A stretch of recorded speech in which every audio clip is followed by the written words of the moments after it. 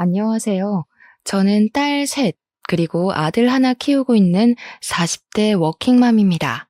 저를 모르시는 분들은 아이를 넷이나 키우면서 사회생활까지 한다고 하면 모두가 독하다고 하시더라고요.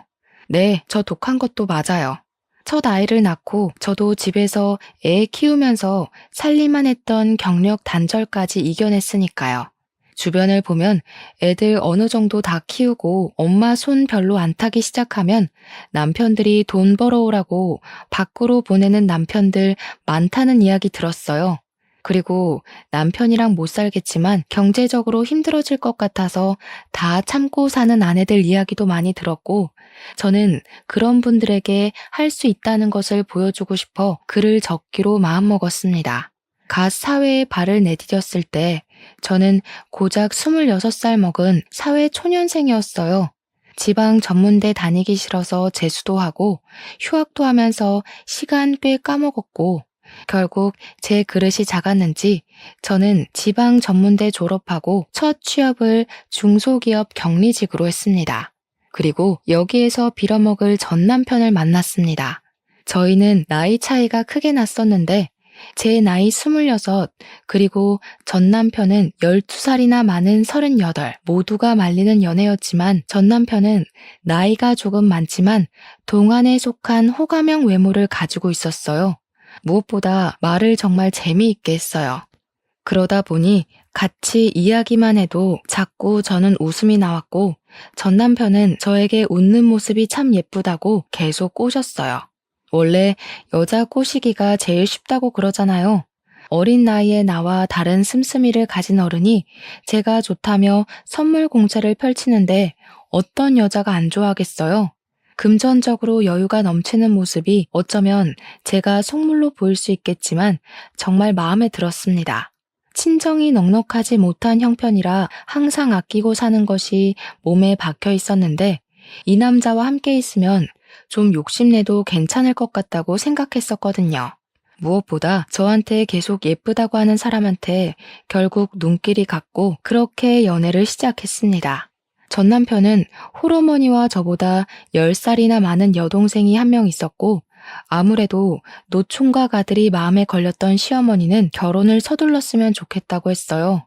딱히 제가 더 어리다고 무시 안 하고 노총각 아들이 12살이나 어린 여자랑 결혼한다니까 처음에는 시어머니도 10살 많은 시누이도 저한테 정말 잘해주셨어요. 어른들이 그러죠. 어려서 아무것도 모를 때 시집 가야 한다고. 제가 그 말에 속았습니다. 결국 결혼하기로 했고 연애와 결혼 준비 기간 포함해서 1년 만에 저희는 결혼식까지 속전속결로 끝났어요. 큰 트러블도 없이 앞으로 행복하게 살 수 있을 것 같았어요. 물론 처음에는 그랬습니다. 이래서 사람들이 결혼을 하는구나. 안정감 있는 느낌이 너무 좋았어요. 연애랑 결혼이랑 별로 다를 것 없더라고요. 평소와 다 똑같은데 출퇴근을 같이 한다는 것 말고는 전혀 달라진 것도 없었고 오히려 더 좋은 것들이 많았어요.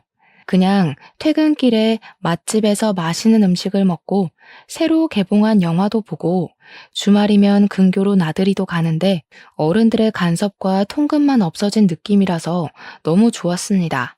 하지만 달콤함은 너무 짧았고 우리 사이에 아기가 생기면서 많은 변화가 찾아왔어요. 시댁과 친정에서는 남들처럼 굳이 맞벌이 안 해도 남편이 돈 잘 번다는 이유로 아기는 엄마가 키워야 한다고 직접 키우기를 권했고, 남편 역시 제가 회사를 그만두고 집에서 살림하기를 원했어요. 어쩔 수 없이 경력 단절하고 남편에게 생활비 받았으면서 집에서 애 키우고 살림만 하기로 했어요. 처음에는 막막하고 답답하지만 나쁘지는 않았어요. 아침에 일찍 일어나지 않아도 괜찮고 매일매일 주말처럼 느껴지는 여유로운 일상이라서 나름 좋았어요. 하지만 집에서 전업주부로 지내면서 시어머니와 사소한 문제로 트러블이 생겼습니다. 천사처럼 좋던 시어머니는 제가 전업주부로 지내는 모습이 마음에 안 드셨는지 아니면 원래 본 모습이 이런 사람인 건지 모르겠지만 태도가 변하기 시작했습니다. 예, 너는 친정에도 전화 그렇게 안 하니? 시어머니가 죽었는지 살았는지 궁금하지도 않아? 네가 그렇게 뜨신 밥 먹고 등 따뜻하게 지낼 수 있는 게 누구 덕분인데 이러니? 이런 사소한 부분에서 어린 게 티가 난다니까. 앞으로 일주일에 서너 번은 꼭 전화해라. 처음에는 왜 전화 한 통 안 하냐, 안부 전화는 왜 안 하냐며 서운하다고 하셨지만 오래 가지는 않았어요. 곧 딸이 태어나고 안부 전화에 대한 트러블은 사라졌습니다. 평소에는 전화를 걸어도 딱히 할 이야기가 없어 자주 걸지 않았지만 아이가 태어난 이후로는 특별한 대화가 없어도 영상통화로 아기 얼굴만 좀 보여주면 10분 정도가 지나고 아이가 울면 운다는 이유로 전화를 끊을 수 있었고 그렇게 한동안 다시 평화가 찾아왔었죠. 인생은 고난의 연속이라고 했던 말, 태어나서 처음으로 인정하게 되었어요. 아이가 뒤집기를 하고 기어다니고 걷기 시작하면서 육아로 인한 트러블이 너무 많았어요. 애들은 몸에 열이 많잖아요. 매일 땀을 흘리면서 노는 아이에게 얇은 옷을 입히면 추운 겨울에 왜 옷을 얇게 입혔냐? 한창 호기심 많아질 시기에 소파 등반이라도 하면 애가 위험하게 노는데 왜 말리지 않냐면서 사사건건 육아에 참견하시기 시작했어요. 저도 나름대로 육아 서적도 읽고 맘카페에서 정보 공유도 받으면서 아이를 키웠는데 옛날 사고방식을 가진 어른들이 보기에는 못마땅한 것들이 많았나 봐요. 요즘 애들은 육아 공부도 한다는데 너는 그런 것도 안 하니? 아니면 어려서 모성애가 없어서 애를 방치하고 키우는 걸로 보인다. 애들한테 눈 잠시도 떼지 말고 항상 애가 먼저다. 하여튼 요즘 것들은 어머님, 요즘 애들 다 이러고 커요. 오히려 과잉 보호는 좋지 않다고 말도 많고요. 육아는 제가 알아서 할게요. 어머님이 이러시는 거 너무 불편해요. 뭐? 육아도 다 경험이 중요하단다. 어른들이 먼저 경험하고 느낀 거 조언해주면 예 알겠습니다 어머님 하고 받아들여야지. 또 말대꾸만 하고. 어디에서 배운 버릇이니? 육아에 대한 책도 많고 전문가들도 많아서 저도 다 보고 배우면서 키워요. 옛날 방식이 무조건 정답은 아니잖아요. 제가 알아서 키울게요. 그냥 안부 전화는 왜 안 하냐는 잔소리만 안 들었지 다른 이유로 사람 미치게 했어요. 그리고 더 힘들었던 것은 시어머니와 부딪히는 일이 많아지면서 남편에게 하소연하기 시작하였고 처음에는 우리 엄마 왜 저러는지 모르겠다고 자기 키울 때 안 그랬는데 왜 유난인지 모르겠다던 남편이 점점 저한테 질리기라도 했는지 변하기 시작했습니다. 어른이 말하면 고개 숙일 줄도 알아야지.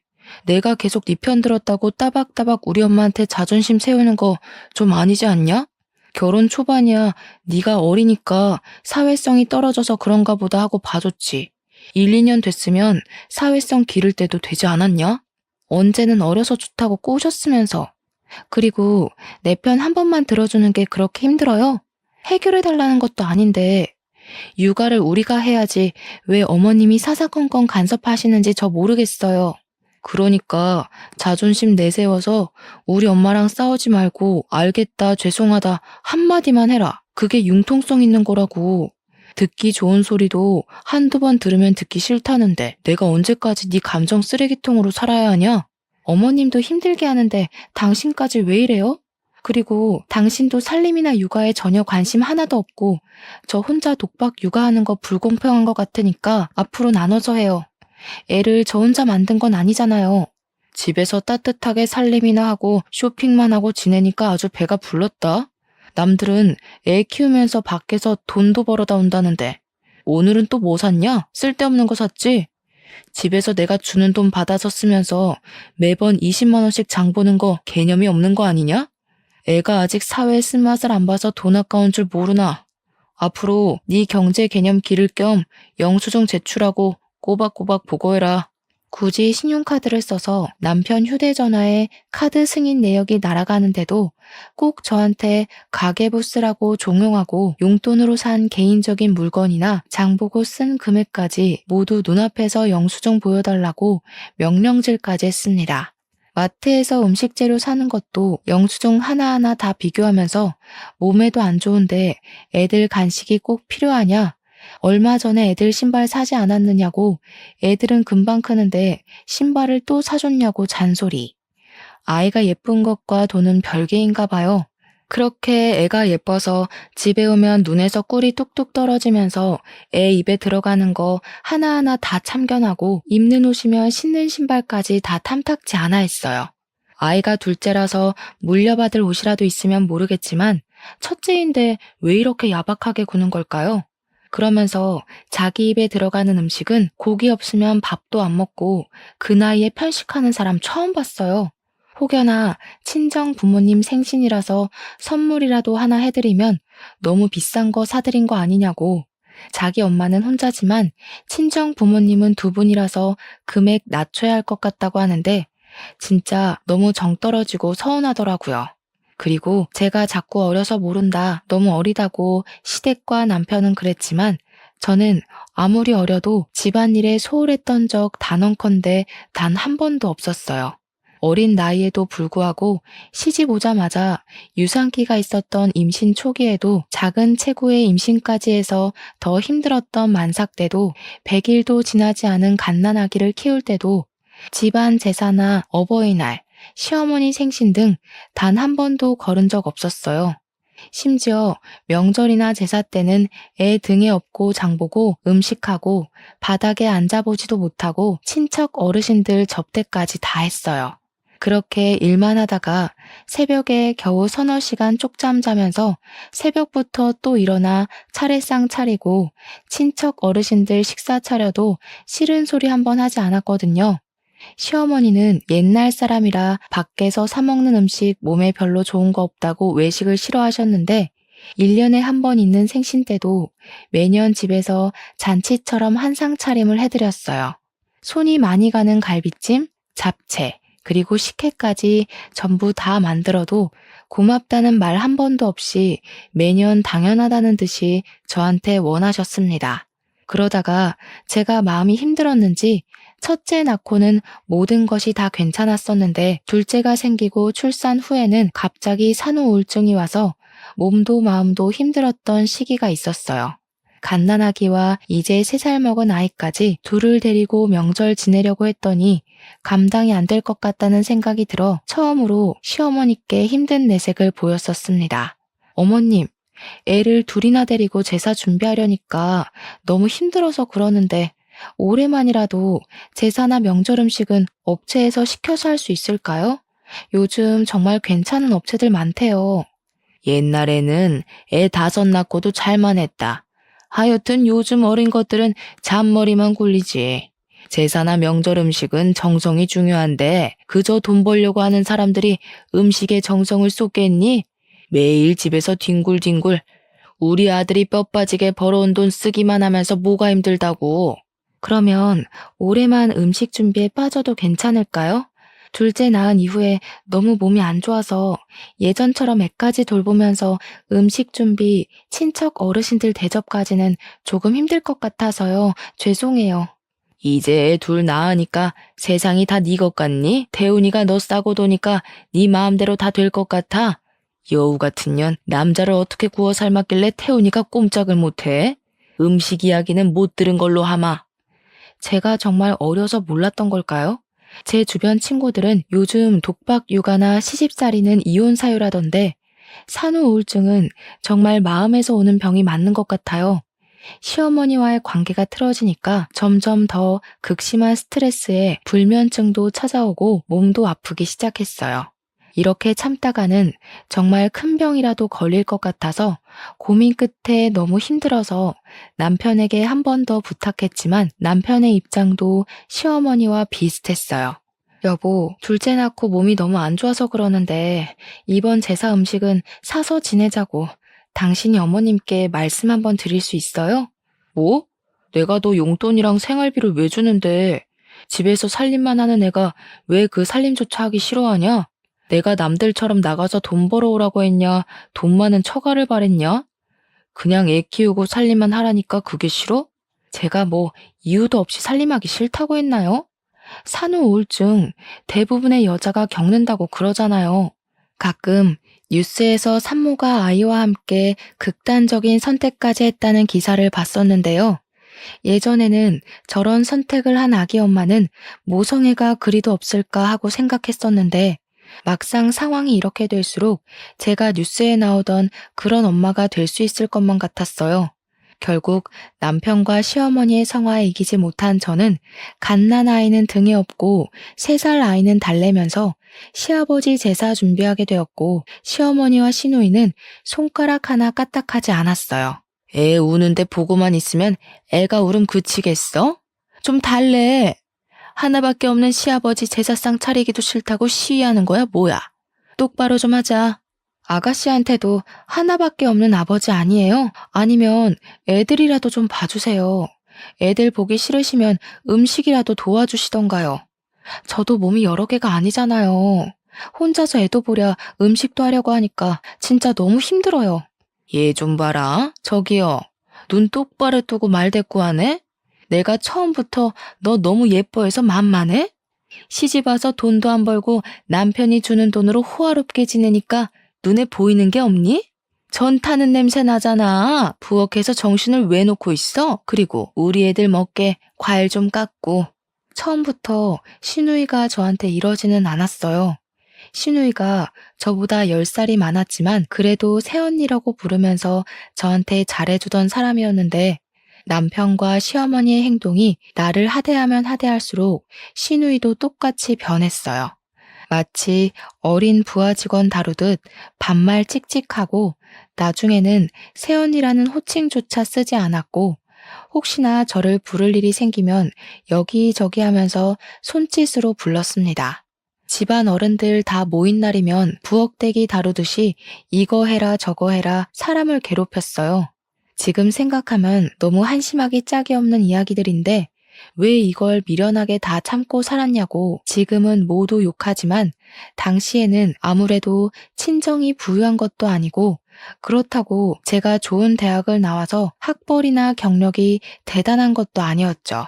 이혼하면 당장 먹고 살 걱정이 먼저였고 이런 이유로 어린 2딸 양육권도 빼앗길 것 같은 생각이 들었어요. 크게 집안 행사만 아니면 시댁에서 가정부 취급받을 일도 없었고 남편이랑 살면 경제적으로 어렵지는 않으니까 1년의 날짜로 따지면 1달도 안 되는 시간 때문에 이혼하고 싶지는 않았던 것 같아요.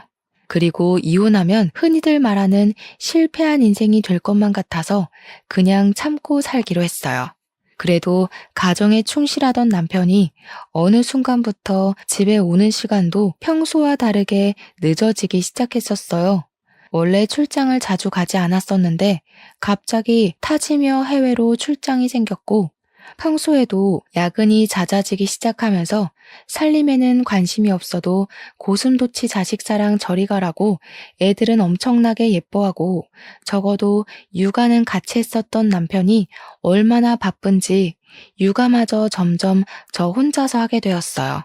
그렇게 독박 육아와 살림으로 1달이라는 시간이 어떻게 지났는지 모를 시점에 오래간만에 같이 회사 다니던 과장님이 대뜸 몸은 좀 괜찮냐며 안부 목적 연락했다며 말을 걸어왔어요.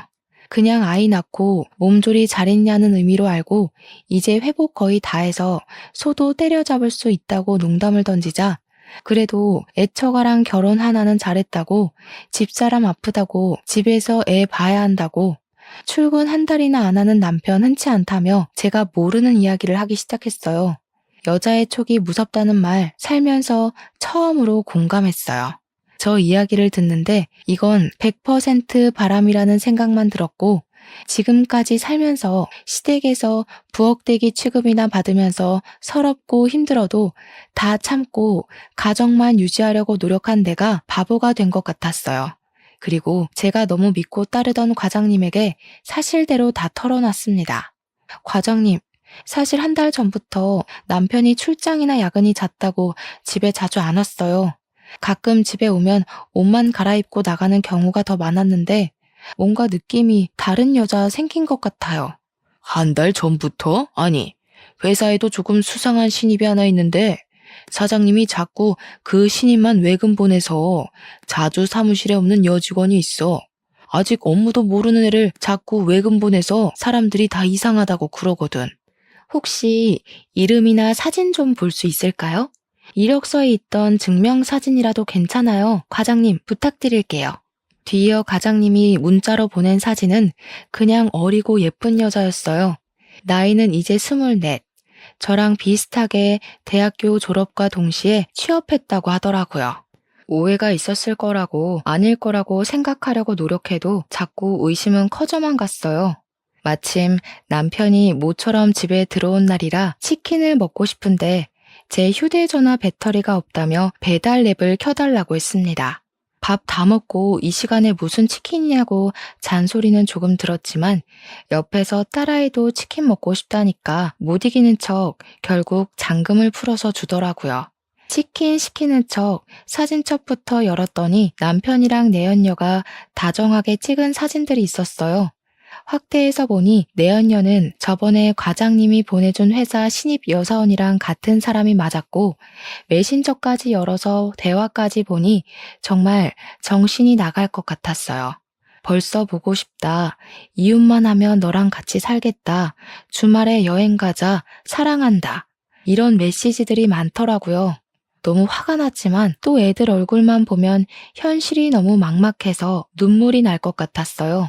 무턱대고 이혼부터 하면 앞으로 애들 얼굴도 못 보고 경력 단절로 먹고 살기도 힘들 것 같아서 당분간 참고 지내면서 적어도 두 딸은 내가 키울 수 있는 능력을 키우겠다고 다짐했습니다. 사실 친정은 제가 어릴 때 의상실을 했었습니다. 모두 아시죠? 동네에서 제법 큰 의상실을 친정 부모님이 운영하였지만 기성복 시대가 열리면서 의상실들은 하나같이 다 망해서 사라졌어요. 친정 부모님은 그래도 업을 살리겠다고 세탁소와 옷수선을 하고 있고요. 저는 아이들을 키우면서 내가 할 수 있고 쉽게 배울 수 있는 것을 찾다가 애들은 어린이집 보내고 하루에 6시간씩 친정에 가서 아기 옷 만드는 것을 배웠어요. 당장 수익을 내고 싶은 욕심도 없었고 그냥 내 딸이 입으면 좋을 것 같은 옷들을 진짜 정성스럽게 만들어서 애들한테 입히고 예쁘게 사진도 찍어서 인터넷에 올렸습니다. 그러자 딸 가진 아기 엄마들한테 연락이 많이 왔고 구매를 희망하는 엄마들도 간혹 있어서 그렇게 조금씩 팔기 시작했습니다. 쇼를 한다, 쇼를 해. 그냥 집에서 애나 키울 것이지 쇼를 해라. 그렇게 팔아봤자 푼돈 아니냐? 하여튼 먹고 살만하니까 한가해서 이딴 거나 하지. 애들한테 소홀하기만 해라. 나 이번 주 출장이다.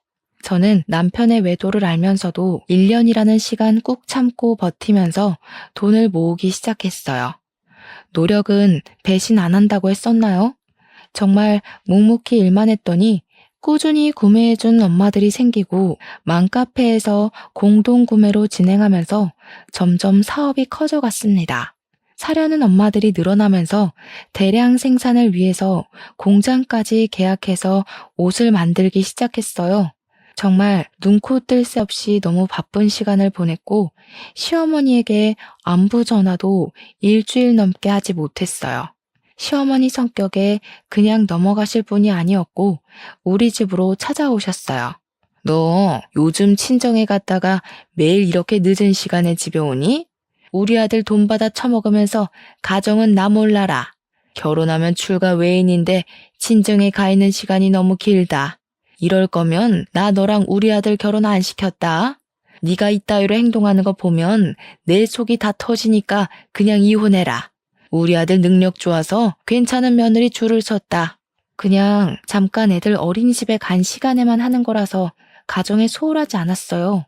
그리고 잘 지내고 있는데 갑자기 이혼하라는 거 좀 듣기 거북하네요, 어머님. 저 되바라진 년이 입만 살아서 가정에 소홀하지 않다는 애가 시애미가 죽었는지 궁금하지도 않아? 꼭 이렇게 찾아오게 만들고 사업은 아무나 하는 줄 아는 게냐? 그냥 집에서 밥이나 하고 애나 키워라. 웃기지만 제 사업이 입소문을 타면서 점점 더 커질수록 남편 회사는 더 힘들어지고 있었습니다.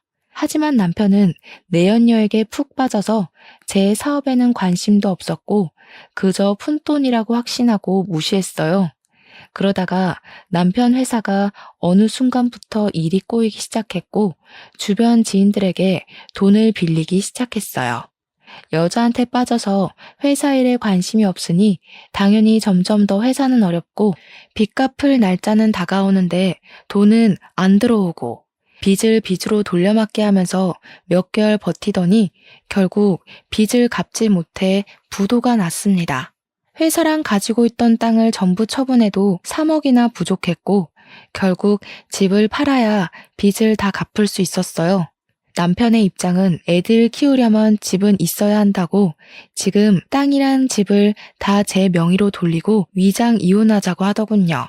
당장이라도 가압류, 압류, 민사소송과 형사소송이 걸릴 수도 있다고 남은 재산을 다 제 명의로 돌리고 이혼했어요. 빚은 갚지도 않고 현금으로 2억 챙겨서 베트남으로 도망까지 갔습니다. 정말 웃긴 건 이 와중에도 내연녀를 데리고 갔더라고요. 그 여자 SNS는 온통 베트남에서 지내는 사진으로 도배가 된 상태고 전 남편은 오히려 한국에 있을 때보다 더 잘 지내는 것 같았어요.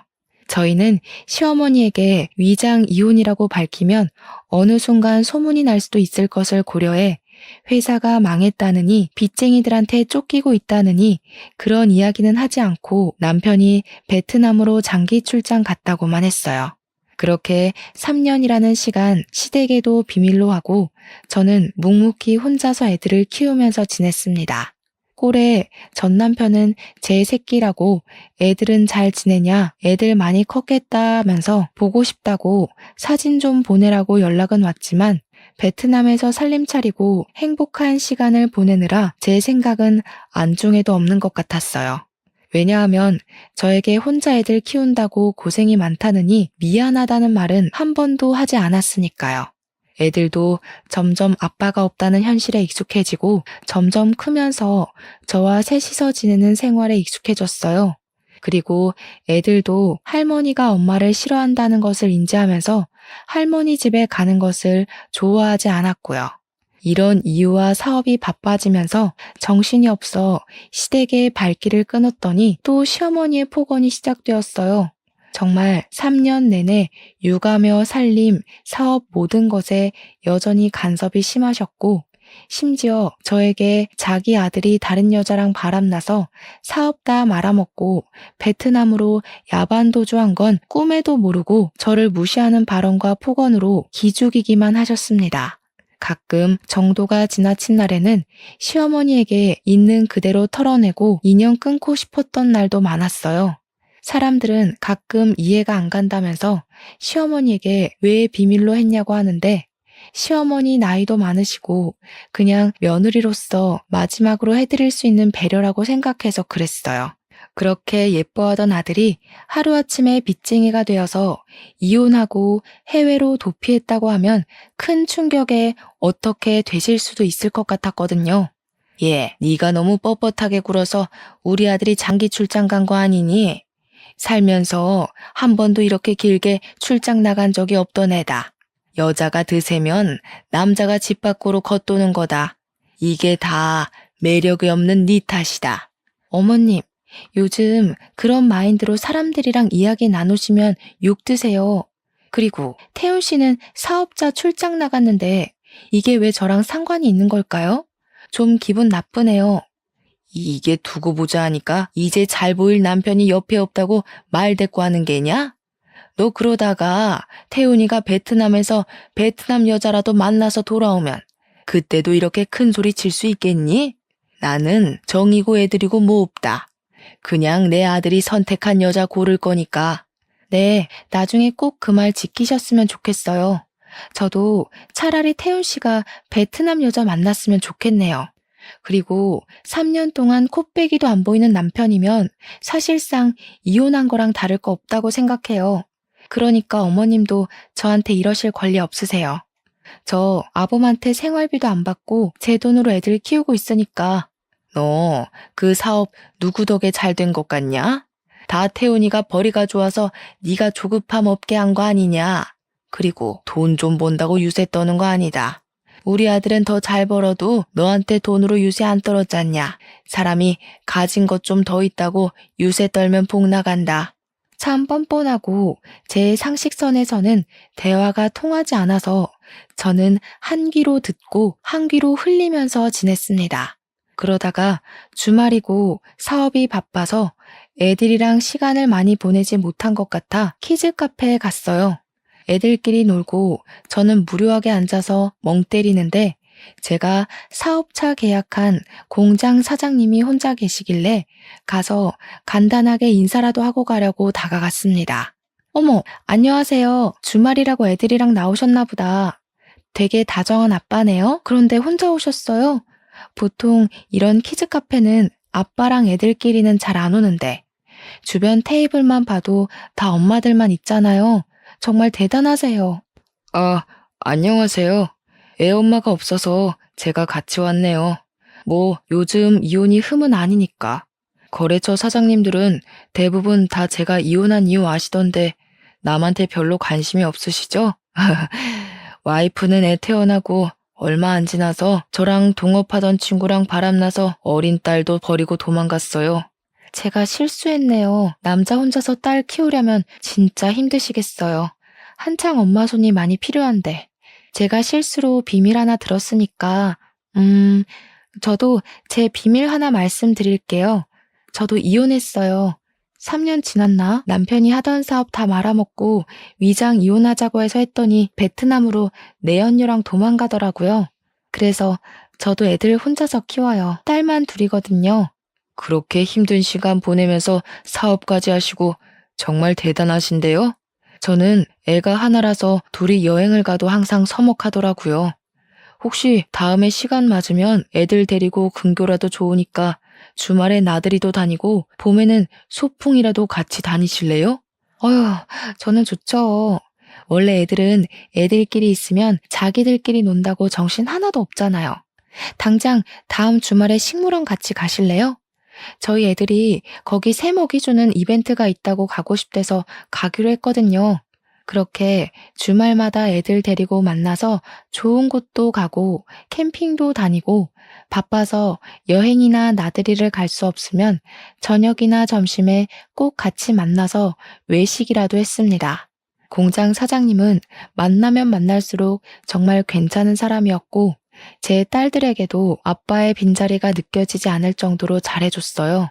전 남편이 베트남으로 떠나고 아빠를 엄청나게 찾던 아이들이 점점 아빠를 찾지 않았고, 심지어 나중에는 애들도 아저씨가 아빠면 좋겠다고 하는데 마음이 참 좋지는 않았어요. 애들이 지난 3년간 저한테 티는 내지 않았지만 아빠가 아주 필요했던 것 같아서요. 그리고 저는 애초에 처음부터 전 남편을 기다릴 생각도 없었습니다. 저 혼자 애들 키우면서 경제적으로 힘들지 않게 살기 위해서 옷 사업을 시작한 거라 말이 위장 이혼이지만 그저 저에게는 이혼이었어요. 명의 이전한 땅과 집은 위자료 그 이상도 그 이하도 아니라고 생각하고요. 제가 이기적인 거 아니잖아요. 집이랑 땅이라니까 되게 거액을 챙긴 것 같지만 돈으로 따지면 고작 3억입니다. 두 아이를 아빠도 없이 혼자 키우기 위해서 3억도 받으면 안 되나요? 공장 사장님과 비록 애들 때문에 만났었지만 많은 이야기를 하면서 많이 가까워졌고 다정한 모습과 아이들에게 해주는 모습에 반해 좋은 감정으로 만나는 사이로 발전까지 했습니다. 첫째 딸이 7살이 되던 해에 갑자기 애들 초등학교 입학 전에 살림 합치자는 이야기가 나와서 결혼식은 따로 올리지 않았지만 양가 식구들 모시고 간단하게 식사하면서 재혼하게 되었어요. 재혼한 이후로 애들은 친아빠를 찾지 않았고 저도 딱히 애들이랑 전 남편이랑 통화를 시켜주지 않았습니다. 애들은 어느새 자라서 초등학교 입학도 했고 딸만 셋이던 우리는 아들도 하나 생겼어요. 제가 살면서 생각한 가장 이상적인 가정 모습으로 행복하게 지내고 있었는데 갑자기 전 남편이 대뜸 지금 한국에 왔다면서 애들이랑 같이 밥이라도 먹자고 전화가 왔습니다. 계속된 거절에도 전 남편은 포기를 하지 않아 결국 그 식사 자리에는 저 혼자 나갔어요. 이제 애들 갓난아기 아니야. 초등학생이고 요즘 초등학생들 학교며 학원까지 평일에 바빠. 주말 아니면 밥 같이 먹기 힘들어. 그리고 애들이 한창 아빠 찾을 때는 옆에 없다가 이제 안 찾고 잘 지내는데 왜 갑자기 나타나서 이래? 연락 안 했으면 좋겠다 이제. 우리 사정이 다 있었잖아. 그리고 땅도 좀 팔아서 1억만 구해줘. 생활비가 다 떨어져서 잠깐 한국에 왔고 너 귀찮게 할 생각 없어. 돈만 챙겨서 바로 한국 다시 뜰 거야. 1억? 나는 뭐 땅 파서 애들 키워? 5년 만에 나타나서 한다는 소리가 1억 달라는 소리야? 나한테 돈 맡겨놨어? 그리고 내가 이 자리에 나온 이유는 이제 진짜 우리한테 연락 안 했으면 해서 나온 거야.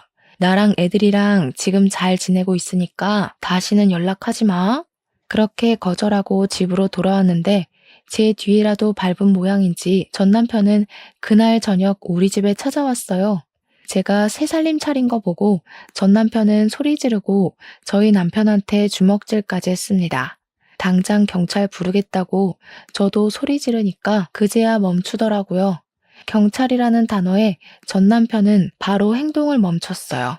아무래도 경찰에 잡히면 일이 복잡하게 변하니까 그렇겠죠?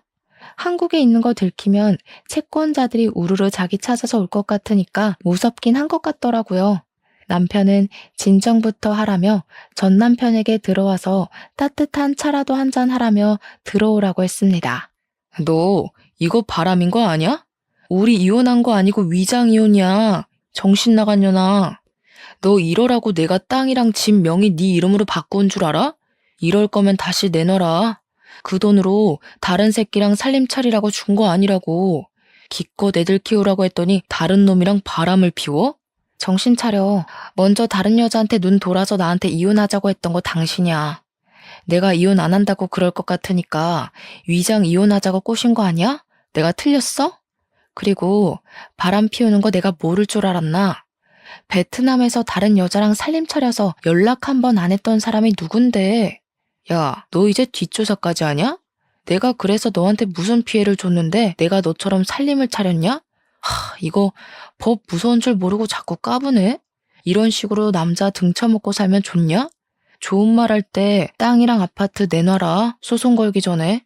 소송 걸어? 하나도 안 무서워. 이미 우리는 이혼했고 땅이랑 아파트는 양육비 겸 위자료로 받았는데 법이 이걸 어쩌겠어? 소송 걸고 싶으면 걸고 다시는 찾아오지 말고 연락도 하지 마. 누가 땅이랑 아파트를 위자료로 줬대? 위자료도 가정에 충실했던 사람이나 받는 거야. 너처럼 다른 놈이랑 바람나면 못 받는다고. 이혼 취소 소송 걸 거니까 둘 다 콩밥 먹을 준비나 하라고.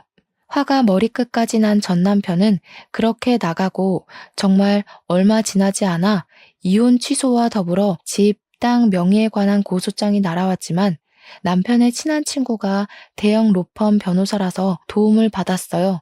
변호사를 통해 집이랑 땅은 채권자들을 피해 해외로 도피한 전 남편이 양육비를 줄 수 없을 것 같다며 양육비와 위자료 목적으로 이혼 당시 전 남편이 저에게 준 거라고 전달했어요.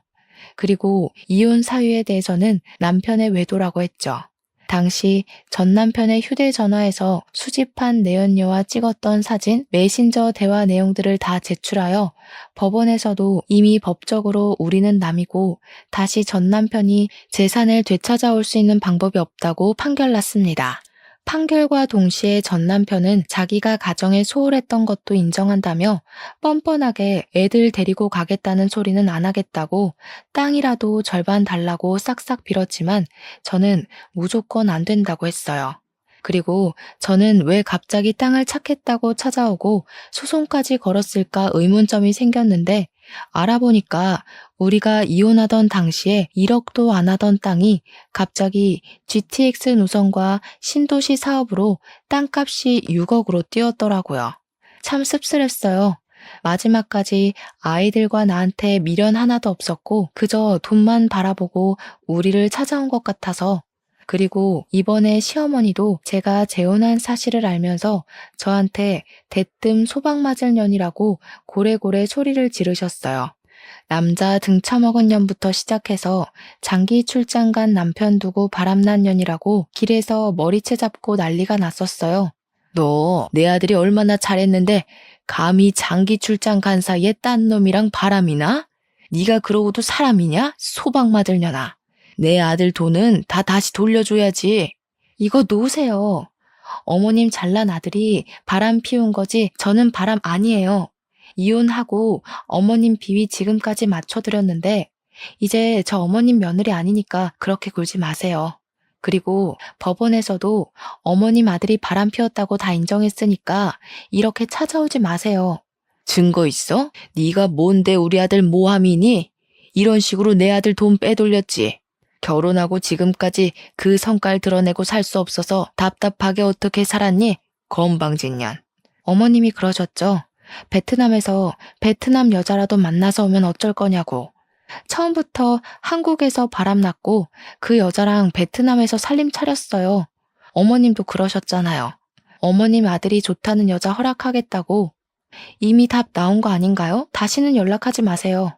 뭐? 태훈이한테도 연락하지 말라고 하고 찾아오지 말라고 했다며? 자식과 부모 사이의 연을 네가 뭔데 마음대로 끊어? 애들 아빠는 그래도 태훈이다. 애들은 우리가 키우마. 지금 태훈 씨 채무자 신세라서 빚쟁이들한테 쫓기는데 무슨 애들을 키워요?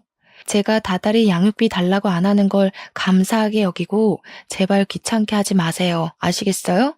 이미 양육권도 법적으로 제가 가졌으니까요. 이렇게 시어머니의 그늘에서도 벗어날 수 있게 되었고 그동안 마음에 쌓였던 서러움들이 씻겨 내려갔어요. 이후로도 제발 아파트라도 달라고 연락은 왔지만 저는 줄 이유가 없는 것 같다고 딱 끊어냈고 전 남편은 수중에 있던 돈이 다 떨어지자 내연녀는 빚쟁이랑 살기 싫다면서 도망갔다고 들었어요. 집도 구할 수 없고 채무자 신세라서 취업도 어려우니 결국 시어머니 집에서 전 남편은 생활하고 있고 시어머니는 그렇게 자기 아들 능력 좋다고 저 무시하시더니 나이 80에 나이 많은 아들 뒷바라지하면서 살고 있다고 하더라고요. 저처럼 경력 단절로 집에서 남편이 주는 용돈으로 눈치 보면서 사시는 주부가 있다면 꼭 제 사연으로 용기 얻으셔서 제가 잘할 수 있는 일을 찾으셨으면 좋겠습니다. 그리고 혹시나 어린 나이에 결혼하거나 나이 차이가 크게 나는 남자와 결혼하려는 여성분이나 그런 딸을 가진 엄마라면 꼭 말려주세요. 저는 도시락 싸서 정말 쫓아다니면서 말리고 싶어요. 마지막으로 저는 살면서 정말 많은 사람을 만나야 사람 보는 눈이 길러진다는 거 믿게 되었어요. 비록 한 번의 실패는 있었지만 덕분에 지금은 정말 좋은 사람과 제가 생각하던 이상적인 가정을 이루고 행복하게 지내고 있습니다. 여러분들도 늘 행복하시고 길었던 제 사연 들어주셔서 정말로 감사합니다.